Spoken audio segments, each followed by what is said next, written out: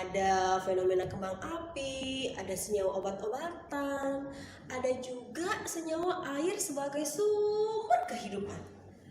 Kira-kira itu semua materi apa ya di SMA?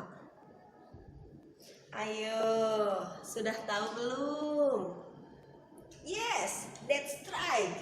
Itu semua aplikasi ilmu kimia dalam kehidupan. Dan hari ini kita akan belajar itu.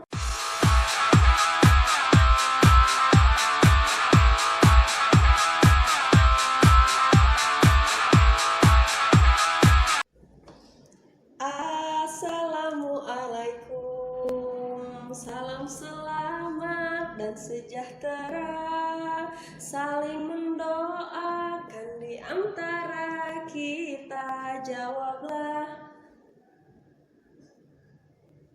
Jawablah waalaikumsalam. Assalamualaikum warahmatullahi wabarakatuh. Selamat pagi anak-anak ibu semua. Apa kabarnya kalian hari ini? Semoga ibu harap semuanya berada dalam keadaan sehat-sehat semua ya. Amin ya Allah ya Robbal Alamin. Oke, baiklah. Hari ini materi yang akan kita bahas yaitu hakikat ilmu kimia dan aplikasinya dalam kehidupan. Tapi sebelum kita bahas lebih lanjut, yuk kita cek dulu KD-nya.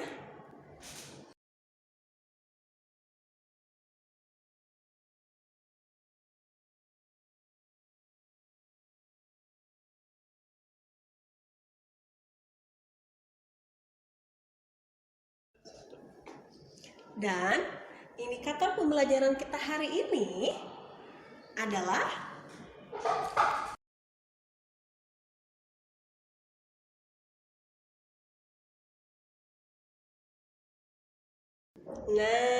sudah siap kan belajar hari ini?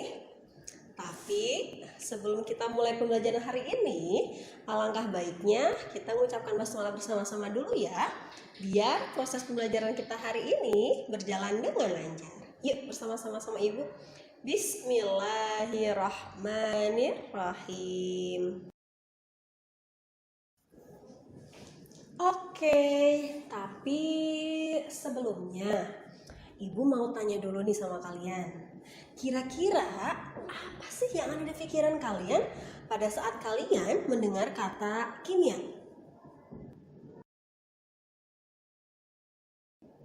Kimia itu berhubungan dengan bom. Kimia itu berbahaya. Kimia itu menakutkan. Kimia itu menyeramkan. Dan bahkan ada yang berpikiran kalau kimia itu membingungkan. Nah, jika kalian berpikiran seperti itu, berarti kalian belum kenal apa itu kimia. Padahal, gak semua bahan-bahan kimia itu berbahaya loh.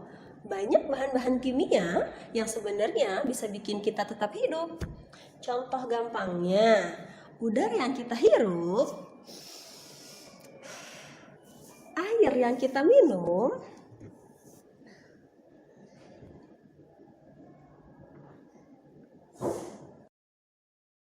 ya, mereka itu zat-zat kimia loh. Terus nih, ada juga zat-zat kimia lainnya. Seperti halnya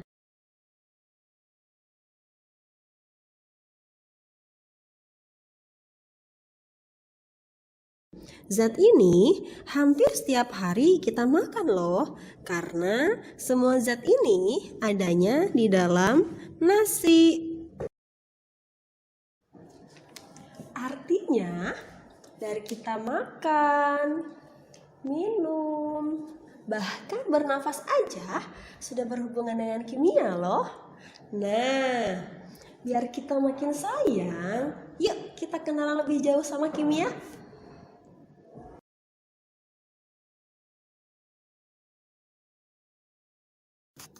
Kimia itu berasal dari kata alkimia yang artinya perubahan materi. Istilah kimia muncul pertama kali pada tahun 700 sampai 778 Masehi. Pencetusnya adalah Zabir Ibnu Hayyan. Sehingga kimia adalah ilmu yang mempelajari tentang susunan, sifat, dan perubahan materi. Yang pertama yaitu susunan materi. Suatu materi terbentuk atas unsur, senyawa, dan juga campuran. Yang pertama adalah unsur. Unsur adalah suatu zat sederhana yang tidak bisa dibagi lagi. Misalnya, unsur besi, hidrogen, dan oksigen. Yang kedua yaitu senyawa. Senyawa yaitu suatu zat yang terbentuk dari gabungan beberapa unsur dengan perbandingan tertentu. Contohnya yaitu senyawa H2O atau air. Dan yang selanjutnya yaitu campuran.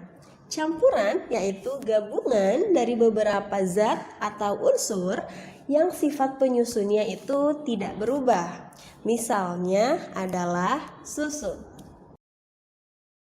Campuran dibagi menjadi dua bagian, yaitu yang pertama campuran homogen dan yang kedua campuran heterogen.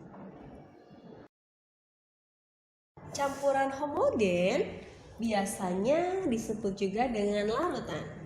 Misalnya, air garam ini termasuk ke dalam campuran homogen. Jika dilihat sekilas, maka air garam ini mirip seperti air putih biasa saja. Namun, pada saat kamu minum air ini, maka rasa asin dari garamnya bakal mampir di lidah kamu. Asin. Berbeda dengan campuran heterogen. Dalam campuran heterogen, kita bisa melihat langsung komponen-komponen penyusunnya. Misalkan, tanah yang dimasukkan ke dalam air. Tanpa sekilas pun, dengan kita melihat langsung pun, kita bisa langsung tahu bahwa ada tanah di dalam air. Kemudian selanjutnya perubahan materi. Perubahan materi dibagi menjadi dua macam, yaitu perubahan fisika dan perubahan kimia. Perubahan fisika yaitu perubahan yang tidak menghasilkan zat yang baru. Misalnya, lilin yang dibakar di atas kue ulang tahun. Kemudian, pada saat kita berkemah di malam hari, kita akan menemukan api unggun, di mana kayu yang dibakar untuk membuat api unggun tersebut lama-kelamaan akan berubah menjadi arang. Nah, perubahan tersebut termasuk ke dalam perubahan kimia, di mana perubahan kimia adalah suatu perubahan yang menghasilkan zat yang baru. Kimia memiliki peranan penting dalam kehidupan. Di antaranya adalah yang pertama dalam bidang biologi. Contohnya yaitu proses fotosintesis. Peranan kimia yang kedua yaitu dalam bidang kedokteran. Dalam bidang kedokteran, ilmu kimia menemukan cara interaksi obat terhadap penyakit yang diderita oleh pasiennya. Dalam bidang pertanian, peran kimia yaitu berperan dalam proses pembuatan pupuk untuk proses menyuburkan tanaman.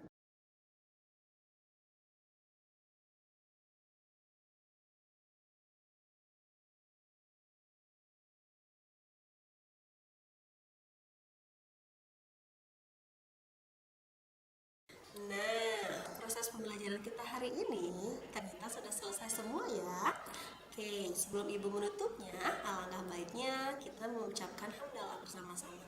Alhamdulillahirobbilalamin. Semoga apa yang telah tadi Ibu sampaikan bisa bermanfaat bagi kita semua ya. Satu lagi, Ibu punya pantun buat kalian. Burung irian, burung cendrawasih. Cukup sekian dan terima kasih. Assalamualaikum warahmatullahi wabarakatuh.